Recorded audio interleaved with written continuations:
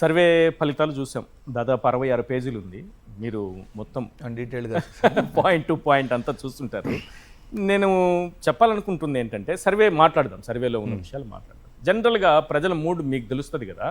సాధారణంగా ఇప్పుడు గత ప్రభుత్వంతో జగన్మోహన్ రెడ్డి గారి పాలన, ఇప్పుడు చంద్రబాబు నాయుడు గారి పాలన, ఈ రెండుని కంపేర్ చేసుకోవడానికి, ఈ రెండింటిని పోలిక పెట్టుకోవడానికి ప్రజలకి 2 ఏళ్ల సమయం సరిపోతుందా?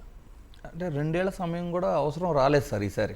అంటే ఎప్పుడు కూడా ఏ ప్రభుత్వం మీదైనా వ్యతిరేకత అనేది రావాలి అంటే అట్లీస్ట్ 3 years 3.5 years పాలన గడిస్తే కానీ వ్యతిరేకత అనేది స్టార్ట్ అవ్వదు.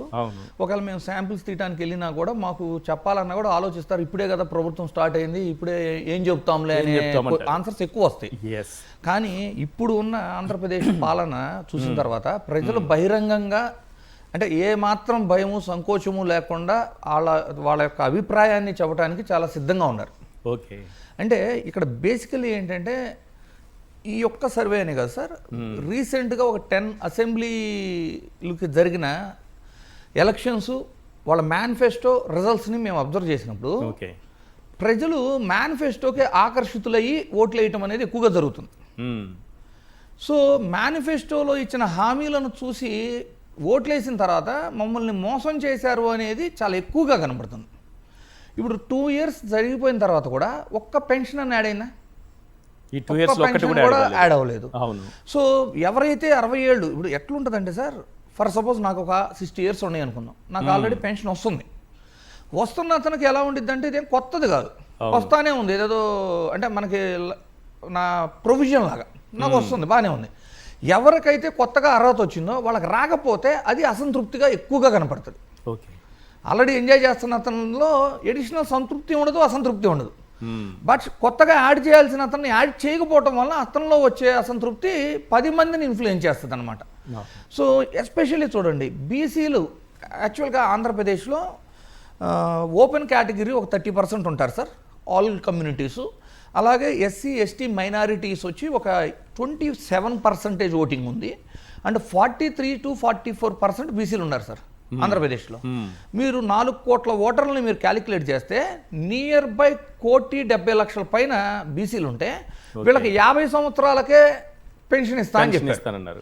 సో కుటుంబంలో ఒక్కరు ఉన్నా కూడా అంటే 50 సంవత్సరాలకి దగ్గరలో ఒక్కరున్నా కూడా వాళ్ళకి ఏమవుతుంది, ఈ 4 సంవత్సరాల్లో 2.5 లక్షల లబ్ధి మన ఇంట్లో జరిగిద్ది మన కుటుంబంలో అని ఆశపడి ఓట్లేసిన వాళ్ళు చాలా ఎక్కువ ఉన్నారు. సో వాళ్ళందరూ కూడా ఇప్పుడు ఏంటి, మమ్మల్ని చీట్ చేశారు, ఈ భావన పెరిగిపోతుంది.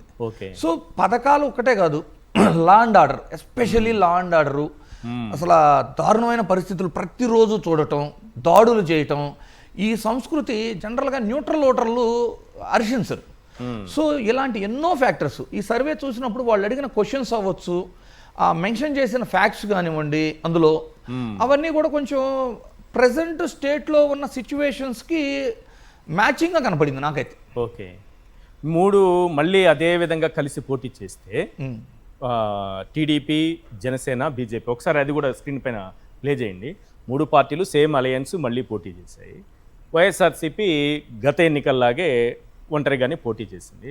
అయినా వైఎస్ఆర్సీపీ పర్సంటేజ్ ఆ కూటమిని దాటి కనిపిస్తోంది సార్. బేసికల్లీ చాలా సింపుల్ లాజిక్ చెప్తా చూడండి.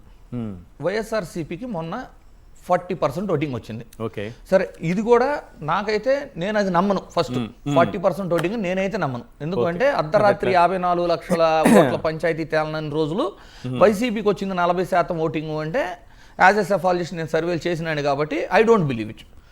కానీ అది వాస్తవం అనుకుంటే, అది వాస్తవం అనుకొని 40% అనుకున్నా కూడా యాంటీ ఇన్కంబెన్సీ డెఫినెట్లీ 4 to 5% ఉంటుంది.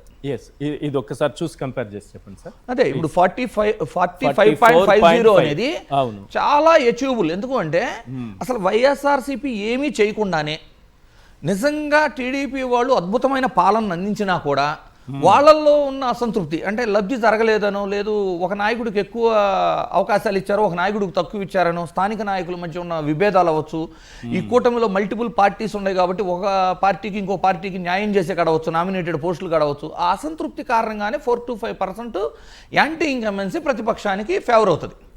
సో అది కలుపుకుంటేనే 45కి వచ్చేస్తాం. సో చాలా రీజనబుల్గా So, అచీవబుల్గా, మీరు మంచి పాయింట్ చెప్పారు. ఆ 40కి జస్ట్ ఇక్కడ 5.5% యాడ్ అంటే అది చాలా అచీవబుల్ కదా. ఇంతకంటే పెరుగుతుంది అనుకుంటున్నారా రాను 3 ఏళ్ళు చూస్తే? అప్పుడు డెఫినెట్లీ పెరుగుతుంది సార్.